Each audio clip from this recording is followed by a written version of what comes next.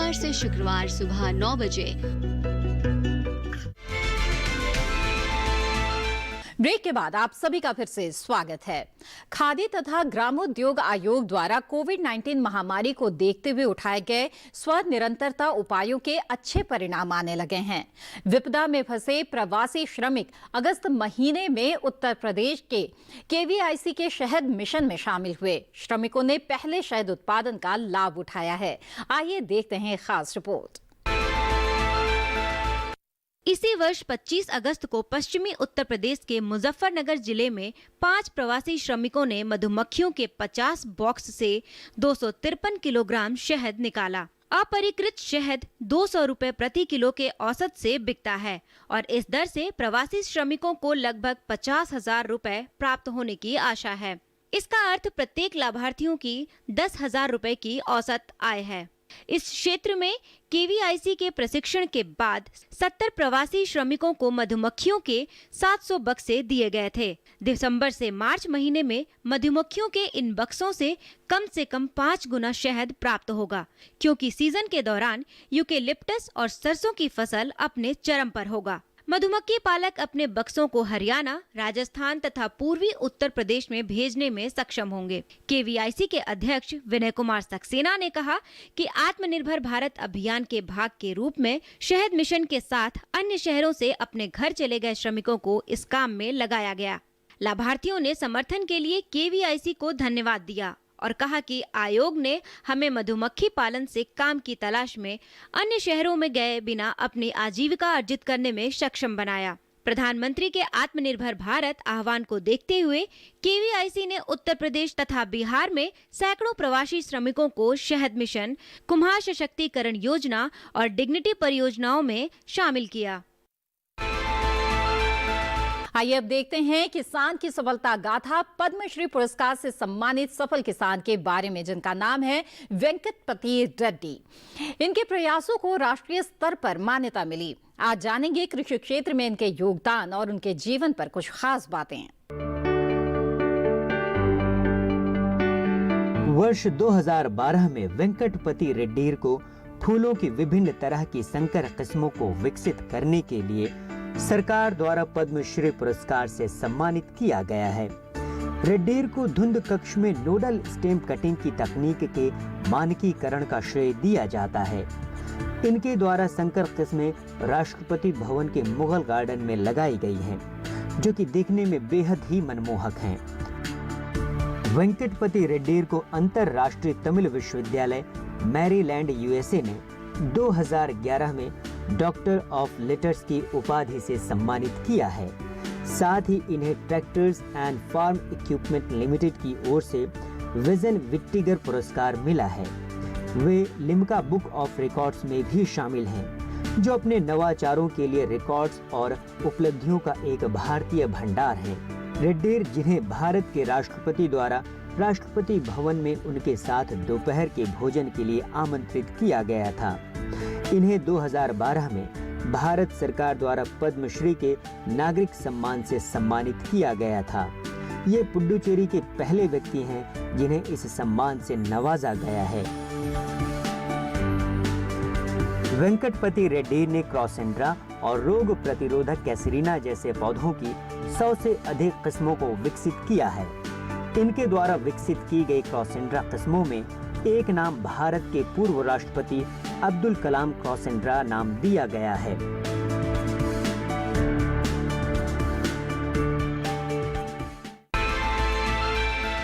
इसी के साथ इस खास कार्यक्रम में वक्त हो गया है एक और छोटे से ब्रेक का। हम जल्द हाजिर होंगे। आप बने रहें दूरदर्शन किसान पर।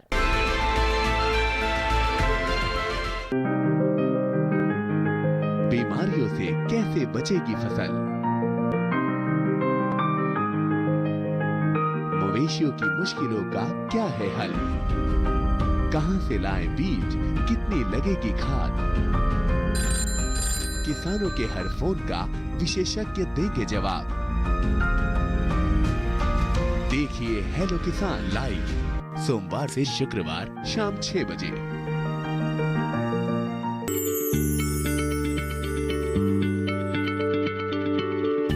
क्या आप किसी बीमारी से परेशान हैं? चाहते हैं डॉक्टर की सलाह, तो हम हैं आपके साथ, बताएंगे आपको जीने की राह। समस्याएं आपकी, समाधान देश के मशहूर विशेषज्ञों के। घर बैठे बात करें देश के जाने माने डॉक्टरों से। हमारे लाइव प्रोग्राम स्वस्थ किसान में हर शनिवार शाम 6 बजे से 7 बजे तक। ब्रेक के बाद आप सभी का फिर से स्वागत है। देश में हो रहे कृषि सुधार और समग्र विकास का आधार बनेंगे 3 नए कृषि कानून। आइए जानते हैं इसके बारे में विस्तार से। हाल ही में देश में 3 कृषि कानून लागू किया जा चुका है और इस कानून में क्या किसानों के लिए फ़ायदे हैं, इन्हीं पर बात करने के लिए सुधांशु पांडे जी हैं, जो खाद्य सार्वजनिक वितरण मामले के सेक्रेटरी हैं। सर, जो ये कृषि कानून पारित किया गया है, ये किसानों के लिए सर कितना फ़ायदेमंद है? ये जो कानून है एक्चुअली ये बहुत पहले आना चाहिए था और उसके लिए जो सरकार ने कदम उठाए हैं वो सभी किसानों के ही हित में हैं।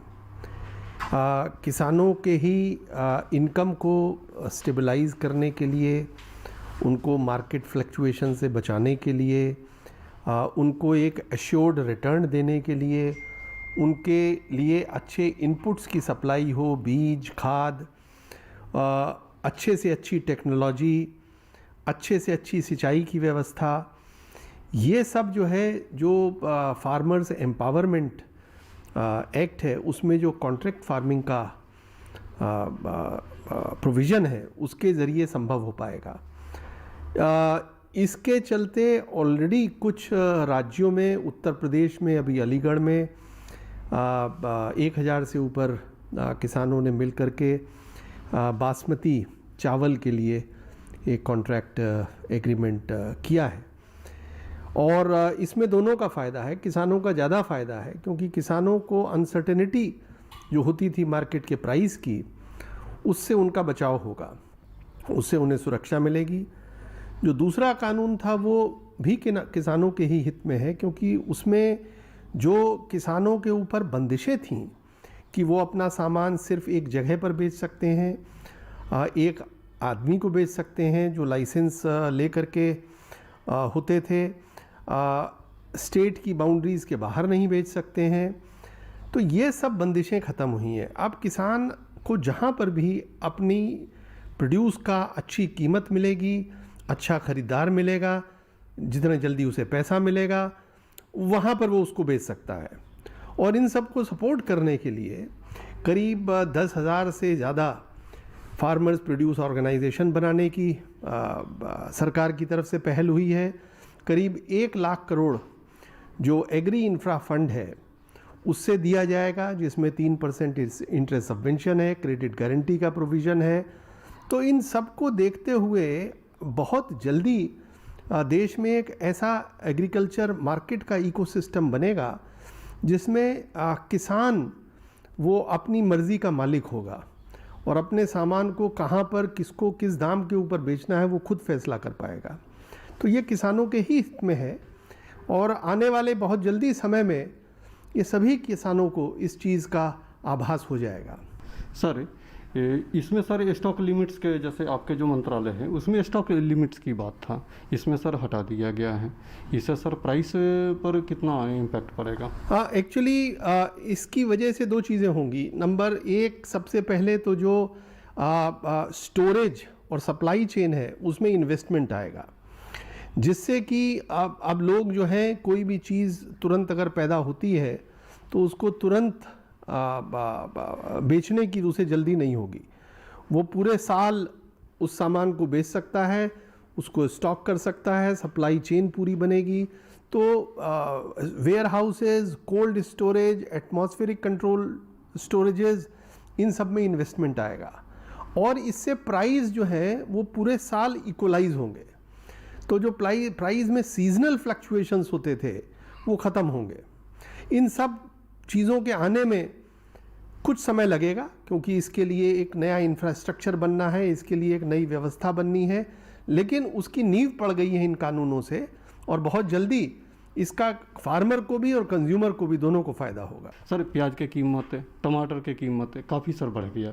इससे किसको फ़ायदा है सर? किसानों की फ़ायदा है या व्यापारी वर्ग को? ये जो सीज़न में जो चेंजेस प्राइजेस के आए, ये जो ओनियन का जो क्रॉप लॉस हुआ, जो बारिश हुई अक्टूबर के महीने में, उसकी वजह से जो नुकसान हुआ वो उसकी वजह से प्राइजेस में फ्लक्चुएशन आया और इससे जो है कंज्यूमर के ऊपर बोझ पड़ता है।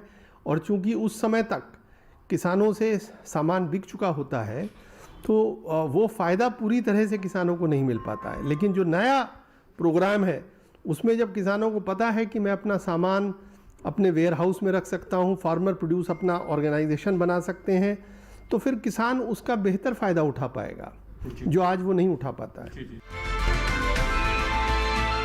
इसी के साथ इस खास कार्यक्रम में बस इतना ही। मुझे दीजिए इजाजत। आप बने रहें दूरदर्शन किसान पर। नमस्कार।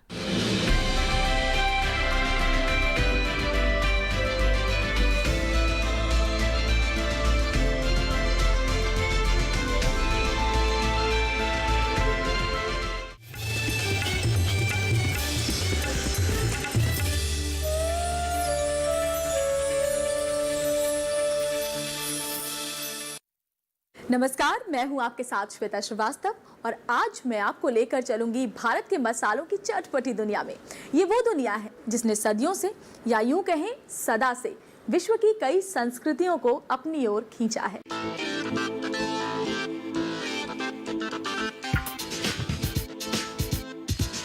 मसाले के तमाम पहलुओं पर एक विशेष कार्यक्रम मसाला इंडिया, हर रविवार दोपहर 12 बजे सिर्फ डीडी किसान पर।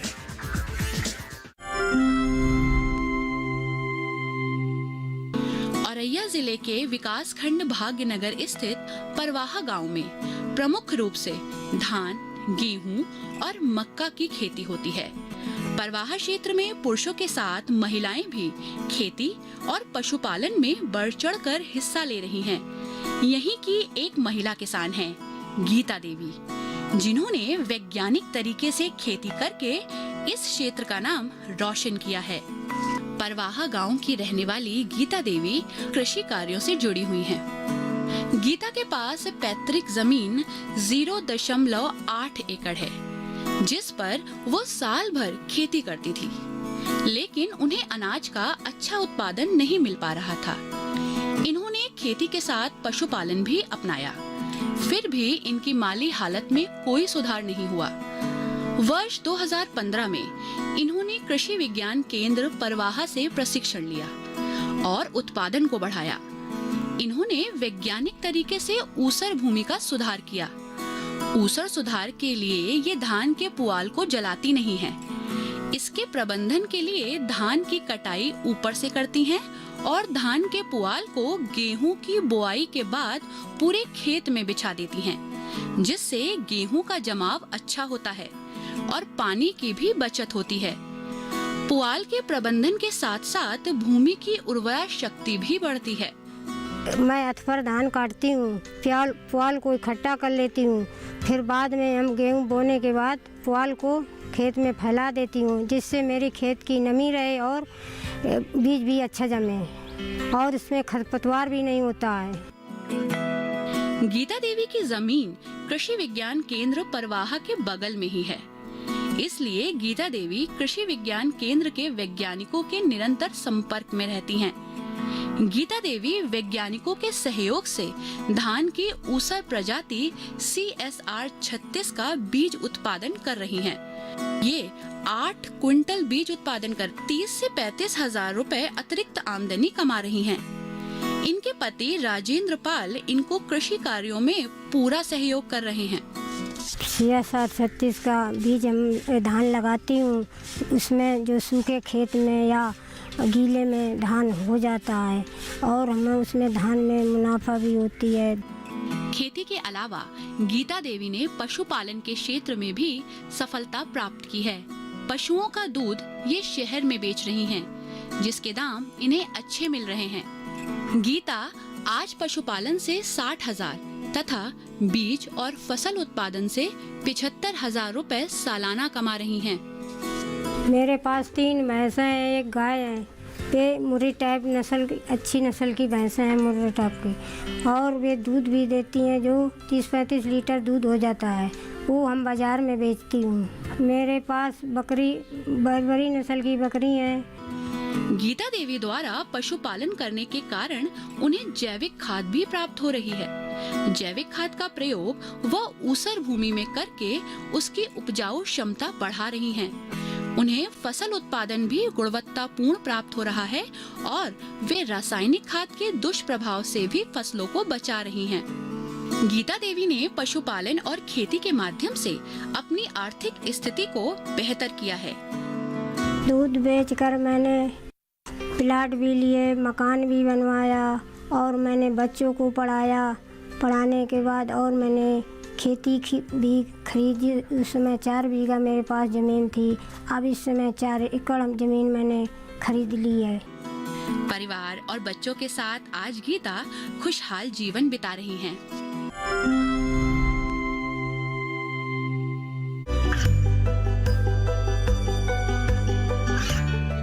गांवों और पिछड़े क्षेत्रों में सरकारी योजनाओं की जानकारी पहुंचा।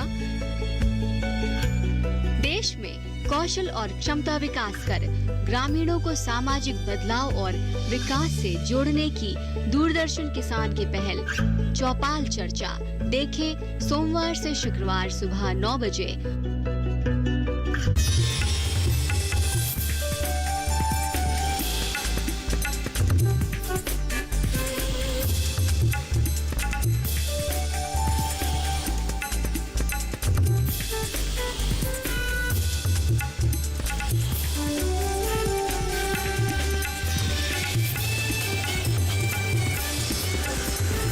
डीडी किसान, बदलते भारत की शान।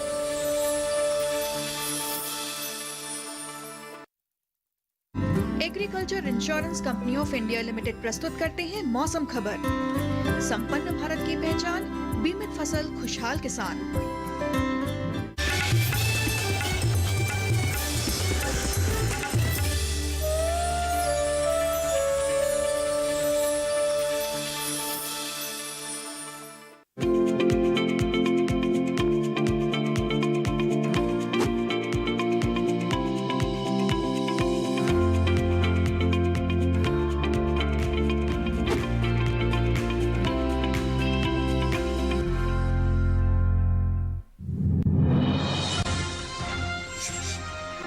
तमिलनाडु के दक्षिणी हिस्से और केरल के तटीय इलाकों में तेज हवाएं चलना संभव, मछुआरों को समुद्र में न जाने की सलाह। बुधवार और गुरुवार को तमिलनाडु के दक्षिणी इलाके में कहीं कहीं भारी बारिश का अनुमान। 2 दिन केरल में इक्का दुक्का जगह जोरदार बरसात का अंदेशा। 2 दिन असम, मेघालय, नागालैंड, मणिपुर, मिजोरम और त्रिपुरा में हल्का कोहरा छाने का अनुमान। वहीं ओडिशा के कुछ हिस्सों में भी छा सकता है मध्यम कोहरा। नमस्कार, आप देख रहे हैं दूरदर्शन किसान। मौसम खबर में आप सभी का स्वागत है। मैं हूं मोनालिसा। मौसम खबर में जानेंगे आने वाले दिनों में कहां होगी बारिश, कहां चलेंगी तेज हवाएं और कैसी रहेगी तापमान की स्थिति। इसके साथ ही किसानों के लिए होगी कृषि सलाह भी। तो आइए सबसे पहले शुरुआत करते हैं खास खबरों के साथ। जहां तो खास खबरों पर नजर डालें तो बुधवार को दक्षिण पश्चिमी बंगाल की खाड़ी के ऊपर तेज हवाएं चलने का अनुमान है। 70 से 90 किलोमीटर प्रति घंटे की रफ्तार से हवाएं चलने का अंदेशा है। 2 दिन तमिलनाडु के दक्षिणी हिस्से और केरल के तटीय इलाकों में भी तेज हवाएं चलने की संभावना है। मौसम विभाग ने मछुआरों को इन इलाकों में समुद्र में न जाने की सलाह दी है। बुधवार और गुरुवार को तमिलनाडु के दक्षिणी इलाके में कहीं कहीं भारी बारिश की संभावना है। वहीं 2 दिन केरल में इक्का दुक्का जगह जोरदार बरसात का अंदेशा है। बुधवार और गुरुवार को तटीय आंध्र प्रदेश के दक्षिणी इलाकों में तेज बरसात के आसार हैं। गुरुवार को रायलसीमा में भी कहीं कहीं खूब बादल बरसेंगे। 2 दिन असम, मेघालय, नागालैंड, मणिपुर, मिजोरम और त्रिपुरा में हल्का कोहरा छाने का अनुमान है। बुधवार और गुरुवार को ओडिशा के कुछ हिस्सों में भी छा सकता है मध्यम कोहरा।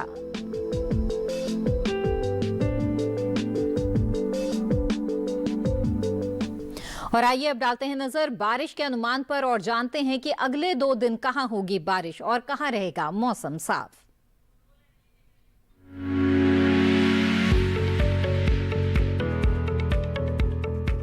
मौसम के हाल में सबसे पहले बात करते हैं उत्तर भारत के पहाड़ी इलाकों की।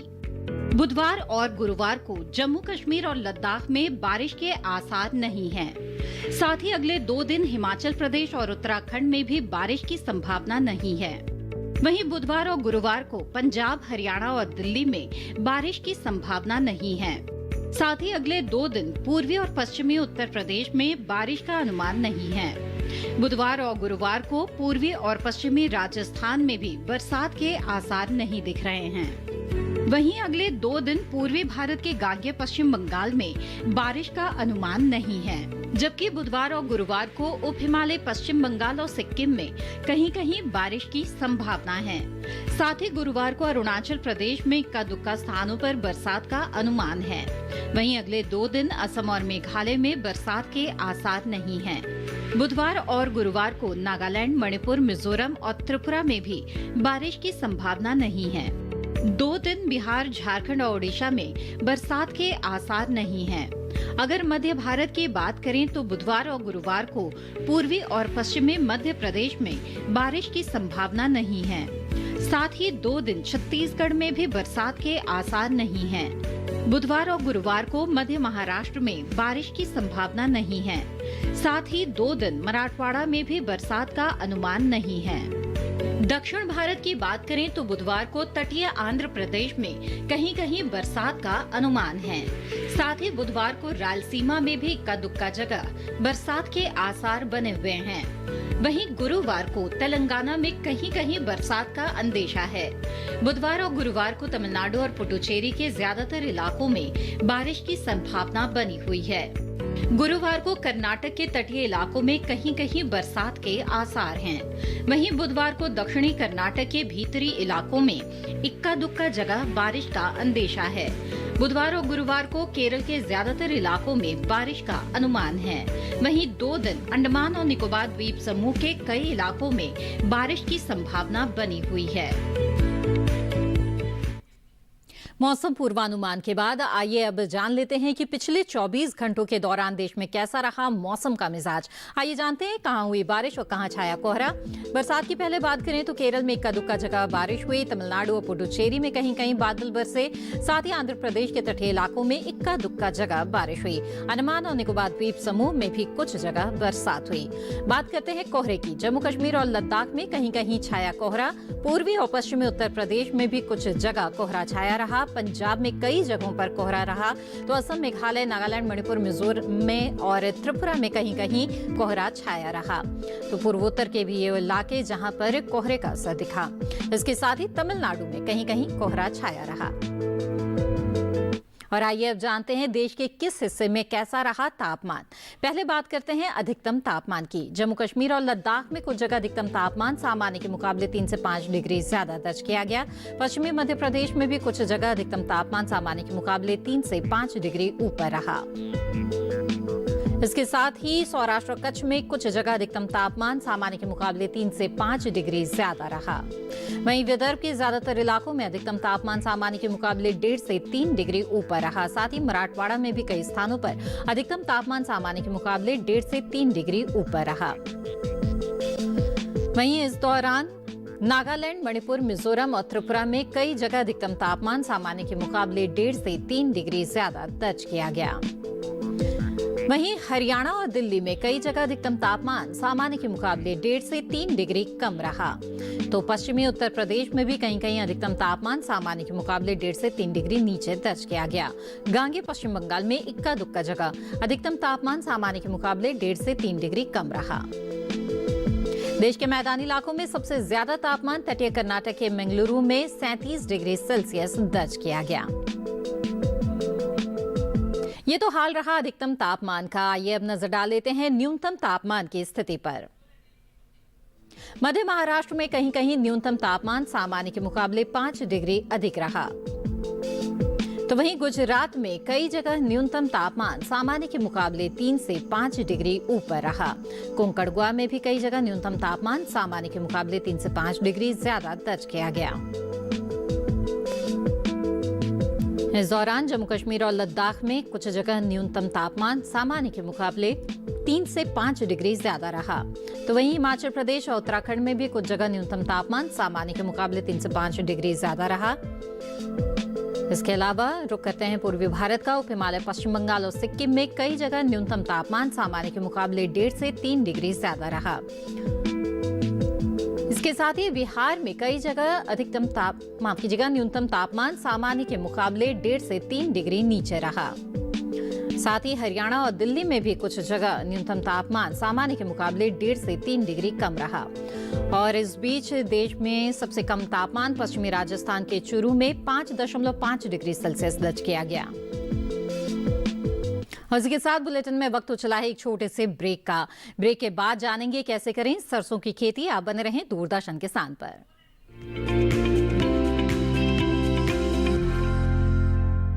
ये विशाल है ना, इसका सब प्रॉपर चलता है। कल उसके बैंक अकाउंट में 15,000 रुपए का फ्रॉड हुआ है, पता है?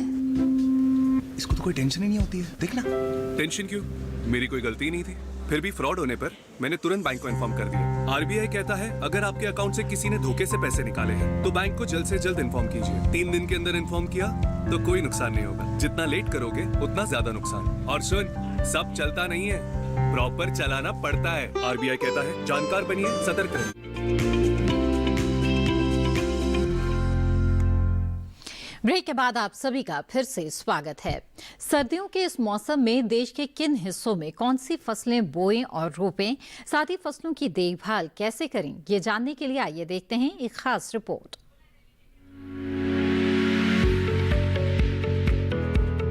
अलग अलग जलवायु और मिट्टी के आधार पर फसलों की बुआई करना उचित रहता है। अगर ओडिशा की बात करें तो पश्चिमी मध्य ओडिशा के मैदानी हिस्सों में इस समय किसान सूरजमुखी और सरसों की बुआई कर सकते हैं। यहाँ सब्जियों में तोरई, टमाटर, पालक और धनिया आदि बो सकते हैं। मध्य ओडिशा में प्याज की नर्सरी बोने का काम करें। यहाँ के किसान पत्ता गोभी और फूल गोभी की बुआई भी कर लें। ओडिशा के उत्तरी पश्चिमी पठारी इलाकों में और उत्तर पूर्वी तटीय क्षेत्र में तैयार धान की कटाई का काम पूरा करें। ओडिशा के उत्तरी पश्चिमी पठारी इलाकों में गेहूं, मूंग और मटर की बुआई का काम करें। यहाँ मसूर, तिल और तोरई भी बो सकते हैं। उधर पश्चिमी भारत के मध्य गुजरात में गेहूं, चने और धनिये की बुआई जारी रखें। दक्षिणी गुजरात में किसान लोबिया, चना, मूंग और रबी की अरहर बो सकते हैं।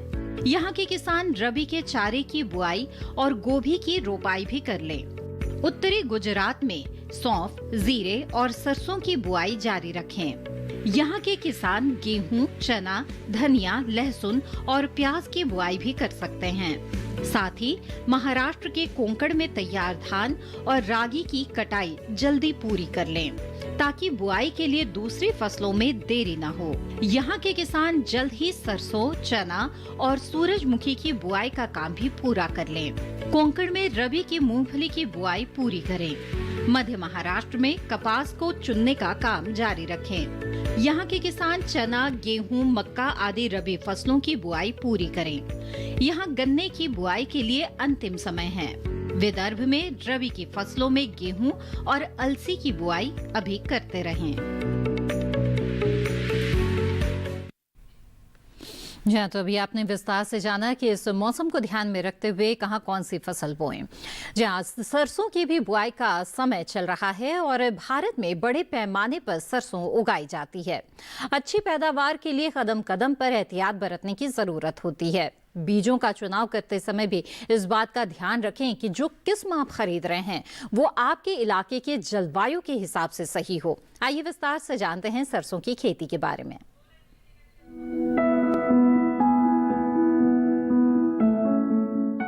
रबी सीजन के दौरान तिलहनी फसलों में सरसों का खास स्थान है। सरसों को पानी की कम जरूरत होती है। यानी सीमित सिंचाई की दशा में भी ये अधिक लाभदायक है। उन्नत विधियां अपनाकर अधिक पैदावार ली जा सकती है। बुआई के समय 25 से 30 डिग्री तापमान उपयुक्त रहता है। इसके लिए दोमट मिट्टी सबसे उपयुक्त मानी जाती है। सरसों के खेत में पानी ठहरना नहीं चाहिए। खेतों से जल निकासी की उचित व्यवस्था होनी चाहिए। 1 हेक्टेयर बुआई के लिए 3 से 4 किलो बीज पर्याप्त होते हैं। कतार से कतार के बीज की दूरी 30 से 45 सेंटीमीटर और पौधे से पौधे की दूरी 10 से 15 सेंटीमीटर रखें। बुआई के 15 से 20 दिन बाद घने पौधों को निकाल दें और 2 पौधों के बीच 15 सेंटीमीटर की दूरी कर दें। खरपतवार नियंत्रण के लिए विशेषज्ञों की सलाह पर उचित दवाओं का छिड़काव करें। सरसों की खेती के लिए गोबर की सड़ी हुई खाद की बुआई से पहले और अंतिम जुताई के समय खेत में मिला देना चाहिए तथा सिंचित दशा में 120 किलोग्राम नाइट्रोजन, 60 किलोग्राम फास्फोरस तथा 60 किलोग्राम पोटाश तत्व के रूप में प्रति हेक्टेयर की दर से प्रयोग करते हैं। नाइट्रोजन की आधी मात्रा, फास्फोरस तथा पोटाश की पूरी मात्रा बुआई से पहले अंतिम जुताई के समय खेत में मिला देनी चाहिए। सरसों में पहली सिंचाई फूल आने के समय और दूसरी फलियों में दाने भरते समय करनी चाहिए। जाड़े के मौसम में अगर बारिश हो जाए तो दूसरी सिंचाई की भी जरूरत नहीं पड़ती। बुआई से पहले मिट्टी की जांच जरूर कराएं। सरसों की फसल में जब 75% फलियां सुनहरे रंग की हो जाए तब फसल को काटकर, सुखाकर या मड़ाई करके बीज अलग कर लेने चाहिए। सरसों के बीज को अच्छी तरह सुखाकर ही भंडारण करना चाहिए। और आइए अब बढ़ते हैं बुलेटिन में आगे और नजर डाल लेते हैं मौसम के अनुसार खेती किसानी की कुछ खास बातों पर। उप हिमालय पश्चिम बंगाल में मक्का और सरसों की बुआई जारी रखें। पश्चिम बंगाल के किसान आलू, मटर और गोभी की बुआई करें। गांगेय पश्चिम बंगाल में तैयार अमन धान की कटाई कर लें। यहाँ के किसान धान की कटाई के बाद सरसों की बुआई कर सकते हैं। गांगेय पश्चिम बंगाल में मसूर की बुआई के लिए खेत तैयार करें। पश्चिम बंगाल में मिर्च, टमाटर और गोभी की रोपाई का ये उचित समय है। पश्चिम बंगाल के जलोढ़ इलाके में मटर और रबी प्याज बो सकते हैं। पंजाब में भी पत्तेदार सब्जियों की बुआई और गोभी की रोपाई करें। यहाँ के किसान कंद वाली सब्जियों की बुआई भी कर सकते हैं।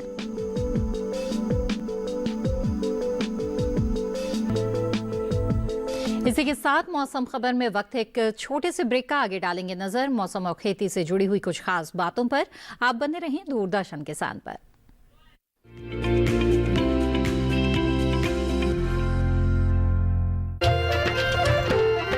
फसल बीमा से अब सुरक्षित आत्मनिर्भर बन जाए किसान। एआईसी के संग मौसम की मार अब नहीं करेगी तंग, नुकसान की होगी पूरी भरपाई। Agriculture insurance company of India limited, संपन्न भारत की पहचान, बीमित फसल खुशहाल किसान।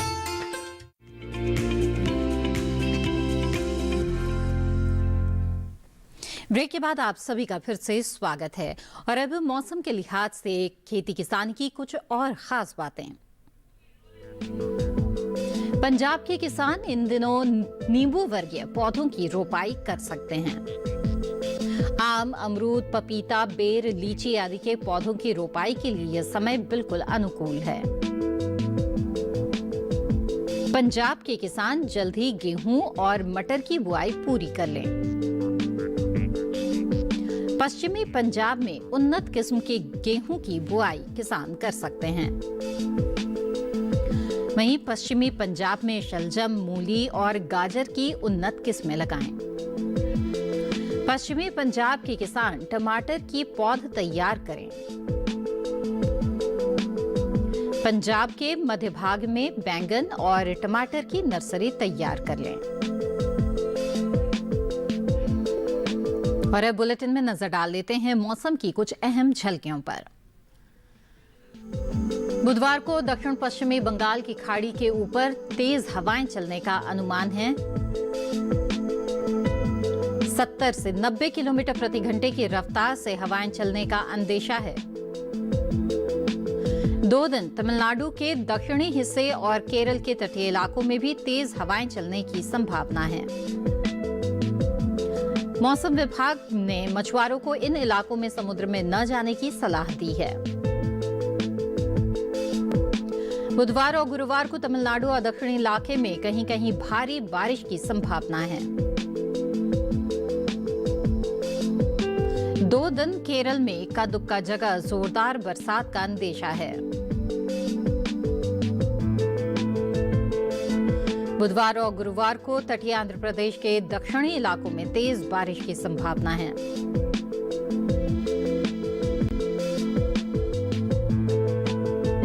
गुरुवार को रायलसीमा में कहीं कहीं खूब बरसेंगे बादल।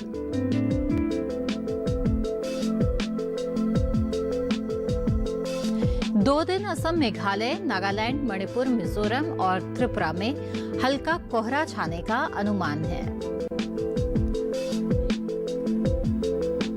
बुधवार और गुरुवार को ओडिशा के कुछ हिस्सों में भी छा सकता है मध्यम कोहरा। और अब चलते चलते एक नजर डाल लेते हैं अगले 4 दिनों के लिए 9 शहरों के तापमान पर।